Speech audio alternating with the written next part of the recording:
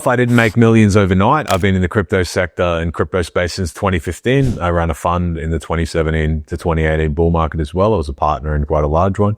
And now I can teach you guys the techniques and strategies that I used to make millions of dollars. The first step, delayed gratification, the key to winning in crypto. The thing that differentiates like a trader from a dollar cost average guy. So a dollar cost average guy is someone who consistently buys crypto every month, regardless of the price. He buys and holds. Maybe he thinks of the cycle in terms of 4 years, and then he sells highs. He buys, he's constantly accumulating, but then ultimately he has a sell price a few X or wherever his sell price is, but he has a plan. Like he has a target. He's thinking for the long term. That's something that differentiates the winner from the loser. See, most people who trade 90 to 95%, there's many studies online, lose money. Most people who market online and run crypto things, they make their money from Femex links and BitMEX links and Bybit links and all of these things. Ultimately, you join their link and they get a rake back of the amount of money you lose. Like that's solely their business, is destroying their followers, getting them addicted to gambling platforms and taking risk and all of these things. That's not investing. Understand that trading to me is not investing. Like they're very different. One is like flipping a coin, a short or long, based on some fib lines and some other lines that everyone theoretically can see. So I believe that stuff doesn't work. It's very similar to like reading tea leaves and things like that. It's just essentially a complete guess for most people. So I don't think any of that stuff works. I think investing is having a plan, a thesis, and a goal and seeing it through. So at SRB Crypto, my crypto group, we have plans and we have portfolios, and we consider timings when people actually want to exit the market, when people want to take retirement, and we actually plan around that. You know, we're structuring a diversified portfolio instead of just essentially throwing darts out the window at coins and hoping something hits. But then even if it does hit, you don't really have an exit plan. So you're probably likely to round trip everything that you make anyway, because you don't have a plan. Like most people don't have plans. They're not long-term investors. That's the thing that differentiates usually a winner from a loser in that sort of a sector, having a plan, seeing it through, and actually being able to diversify and allocate risk accordingly. And also jumping from hype coins one to the next. See, a lot of people do that. They think, oh, I'm not in, maybe you were holding Ethereum and Solana was going to like 280 recently on the recent pump.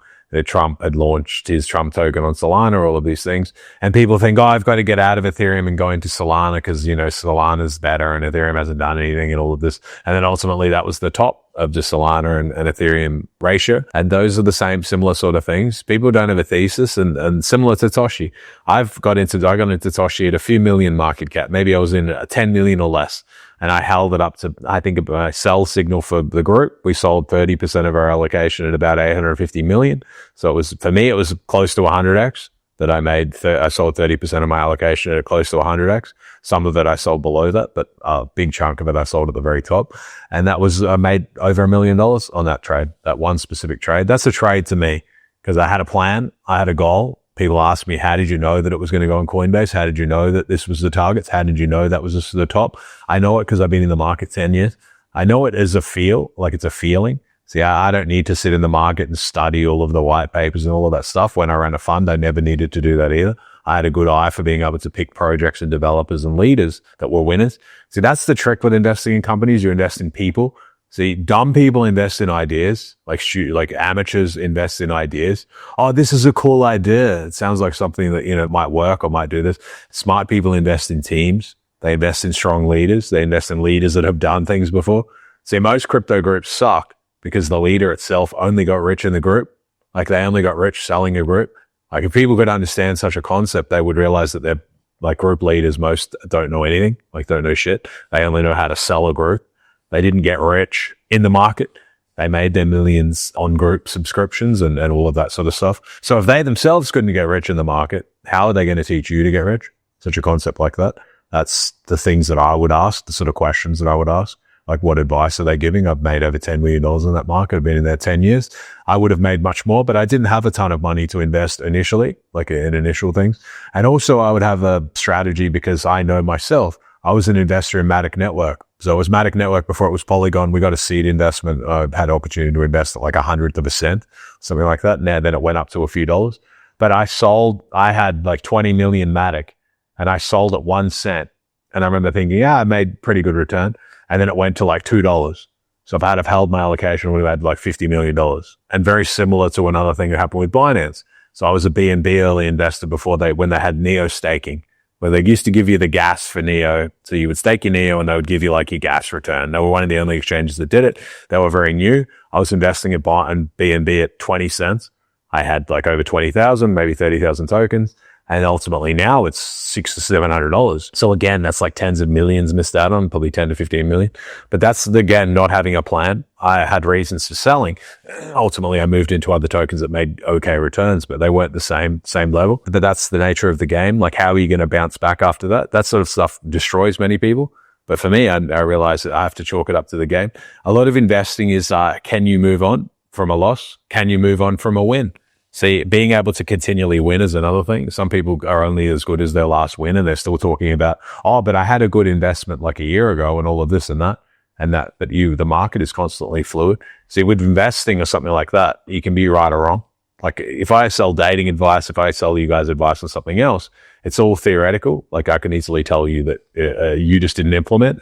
But if I'm saying I'm buying this, I'm buying that, and these are my targets and they don't hit, understand that it's the easiest thing to be able to tell. So it's the actual group where you can see if the person knows their shit or not. Like you can join my group and see the returns that people are posting. Some people making 6 figures plus. I had a very good Tesla call and a couple of other calls that were very big. And yeah, so you just have to be in the right spot at the right time.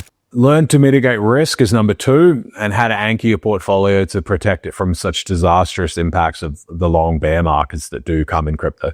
See, crypto operates in a wave of 4-year cycles, or at least it has historically. There's a halving every 4 years. Block rewards on Bitcoin get halved. So it kind of keeps Bitcoin, or at least it has. The halving happens, it creates like a knot. Imagine there's a hose. The hose has 5 coins coming out of it every 10 minutes or something. And then the hose like gets squeezed, and now it only has half as many coins coming out, and that happens every 4 years, right?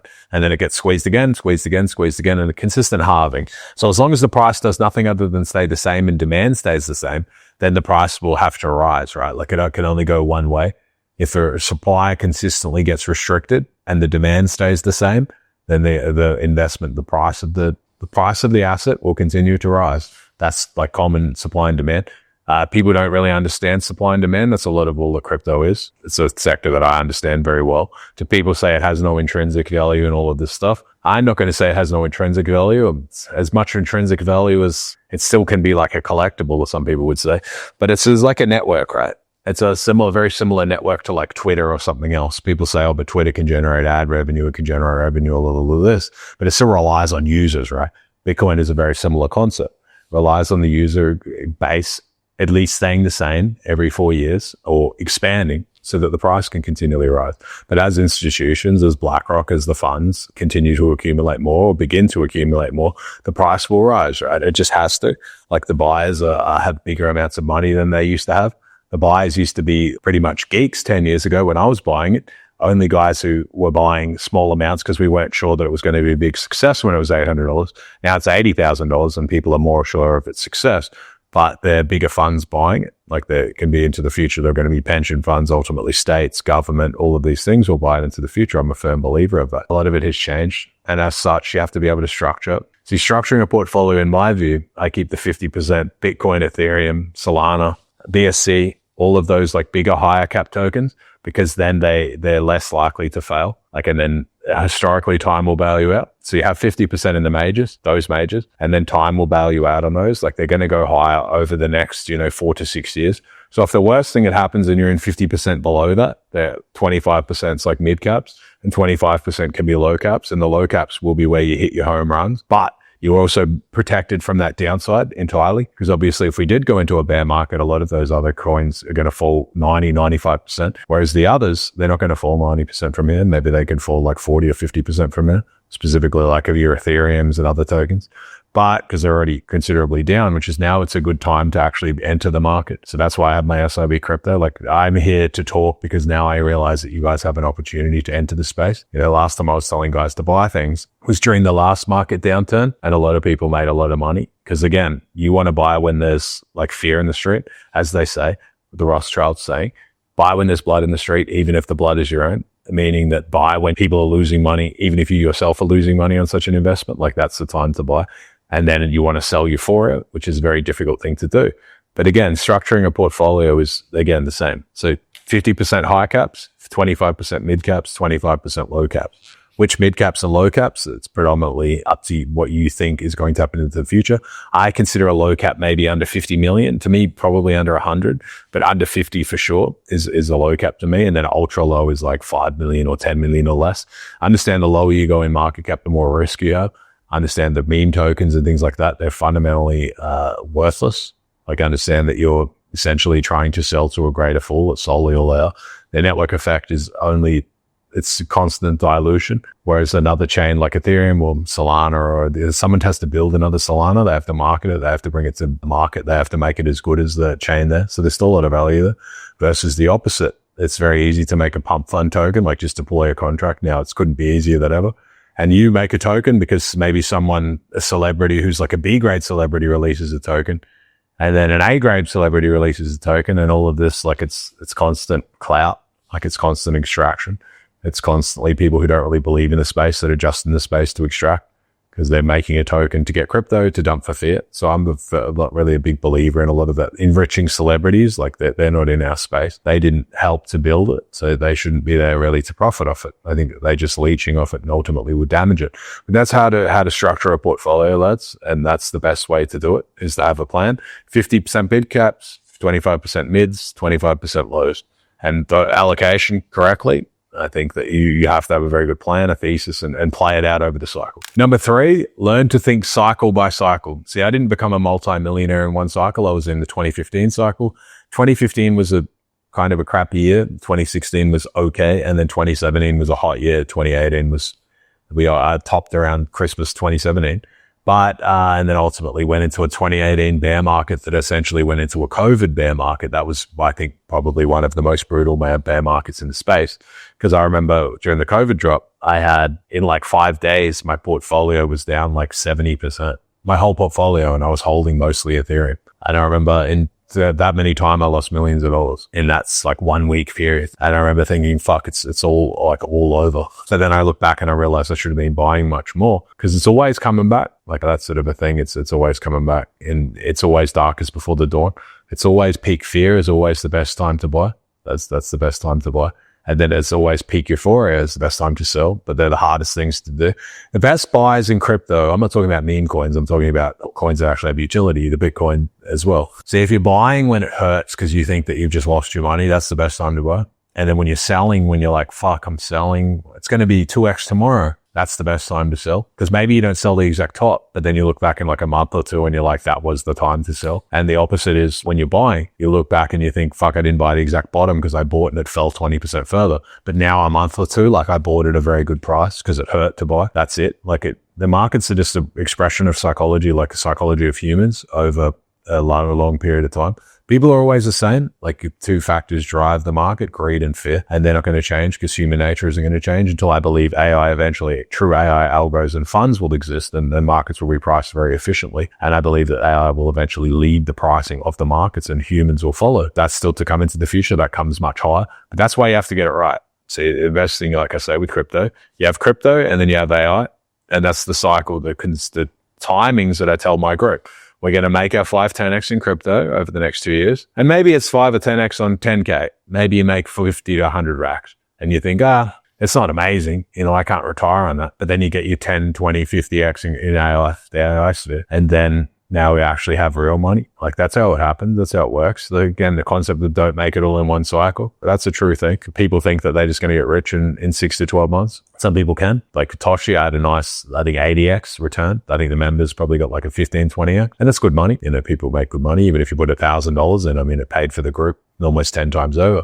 So it makes very good money, but that's still, it's not going to be life changing in that sort of regard unless you invested a considerable amount. But then you take that money and then you do it over a 4 to 6 year span. And now that's when it actually does become the million plus, it becomes money where you can buy a house, you can buy other things, and then you can have like an anchor. There's actually like an anchor or a foundation of wealth. And now you can leverage against your house maybe, or move into other things and accumulate assets and wealth and power. That's kind of how the world works. So think of it in terms of the long term, in terms of cycles. And that's still kind of the way that it goes. Like, you got to think in terms of the 4-year cycle. I've explained the 4-year cycle theory. I think the mold breaks this cycle and we get a longer cycle, which ultimately becomes like a super cycle, because I think we're running AI tech and crypto industrial revolution, like they're running together, and in time it will be obvious, but currently it's not completely obvious. But I think that, yeah, so it's the right time to be invested, and you should be looking into the space and should be allocating crypto or allocating capital into the space if you want a good return. 4, security. It's not just securing your assets, it's still securing your mindset and your mind. See, we have a thesis in the SRB crypto group, which is that I explain my thoughts behind what I have targets for the coins that we're in and why. But that's the thing, because I manage a conviction. I essentially say when to buy and sell. Like when I'm buying and selling, I'll announce it to the people, as I always do to members. That's the conviction, because otherwise a lot of people will take in like shitty data. Oh, this person says that the market's in a bear market after the price has fallen like 30%. Oh, this person says the market's in a bull market after the price has risen 30%. Like people are only just, the market move is done. You know what I mean? Like people don't realize that. Like during the COVID, the drop, people telling me, should I sell Ethereum at $100? The drop had happened. Like the time was to buy. Like people would move, like the madness of crowds is a real thing.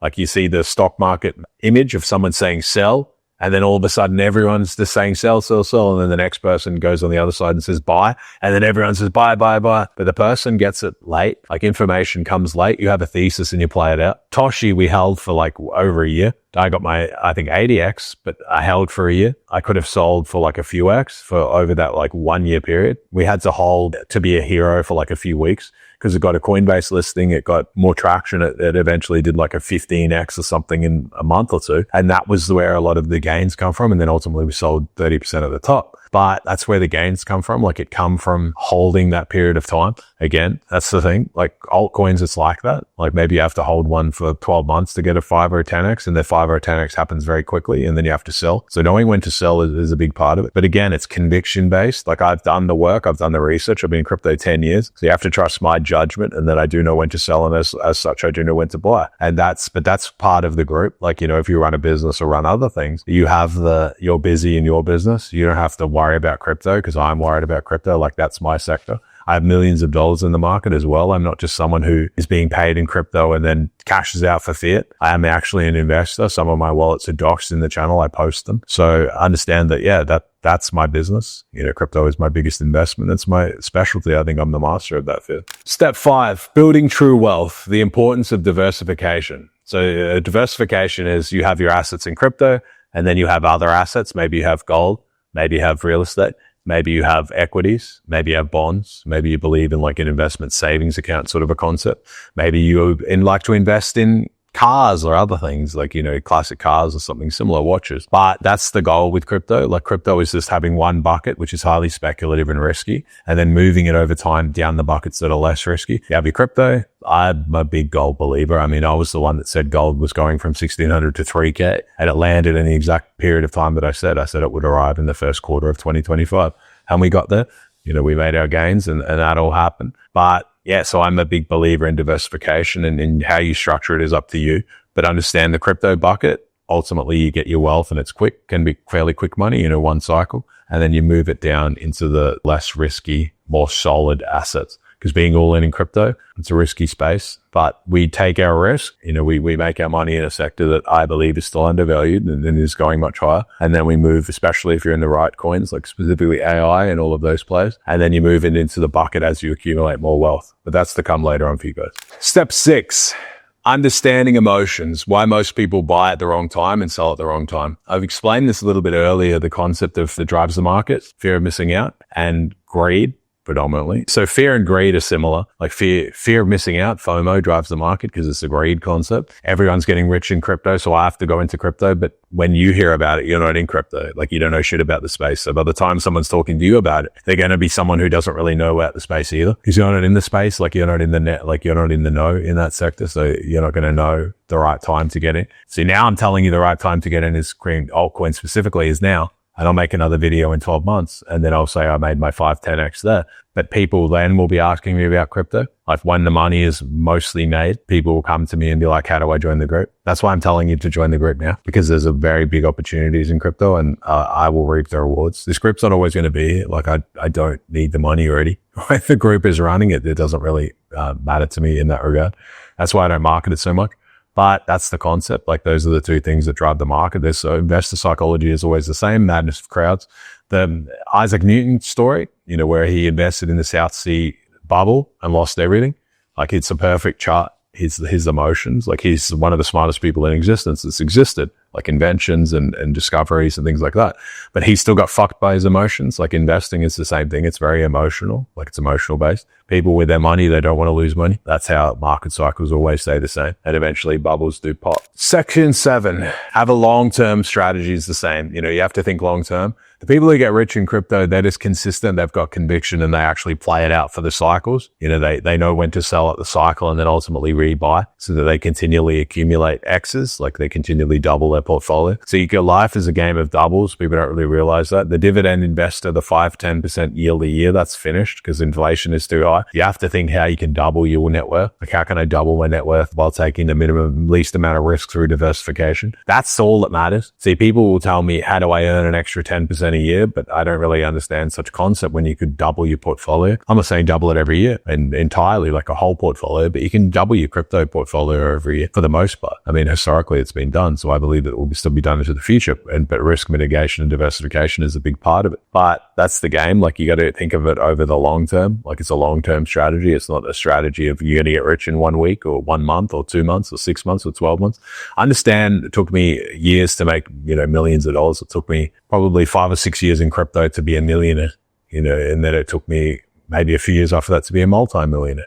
But that's the game. It's maybe you starting from less, so it's going to take you longer, or someone starting from more, they're going to take them less because they're accumulating it faster. Because if you invest 100K and you get a 10X, you're a millionaire. If you invest 5K, it's going to might take you 10 years to actually have a considerable amount of wealth. But that's the game, that's part of it. People don't really like to hear that part. Everyone likes to need to jump on and be like, just invest in this lottery ticket and you'll be a trillionaire and your life will be easy and girls will be hanging off you and all of this stuff. But it's not real. Like if you want real, it's never going to be as exciting. It's not going to sell 1 million tickets because most people are selling crypto advice. They got rich in their group or they got rich selling Femex links and Bybit and all this crap that they get a rake based on how much you lose, or they're shilling like rug pulls and stuff that they themselves are a part of. See, it's very different. Investing is not that. Like investing is learning strategies or also following someone who's a master investor. That's what I do. I could easily just launch tokens all day if I wanted to, but it's not for me.